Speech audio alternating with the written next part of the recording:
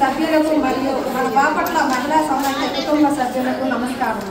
ఈరోజు మన మహిళా సమైక్య ప్రథమ వార్షికోత్సవాన్ని జరుపుకుంటున్న సందర్భంలో ఈ ఘనమైన వేడుకకు విచ్చేసిన ప్రతి ఒక్కరికి నా హృదయపూర్వక ధన్యవాదాలు తెలియజేస్తున్నాను.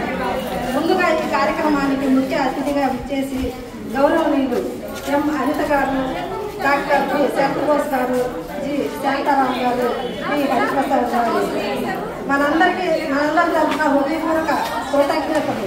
మీ ఆశీస్సులు మాటలు మా మహిళలకు అందరికీ నూతనోత్సాహాన్ని అందించాయి. ఈ కార్యక్రమం విజయవంతంగా నిర్వహించడానికి ప్రేమతో పట్టుదలతో కృషి చేసిన నిర్వహణ బృందానికి, వాలంటీర్లకు మరియు సహకారం అందించిన స్థానిక సంస్థలకు హృదయపూర్వక ధన్యవాదాలు.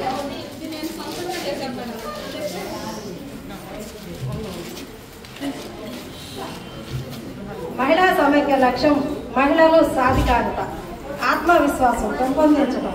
గత ఏడాదిలో మనం సాధించిన విజయాలు మన జట్టు ఐక్యతకు నిదర్శనం. ఈ ప్రయాణం ఇక్కడే ఆగదు.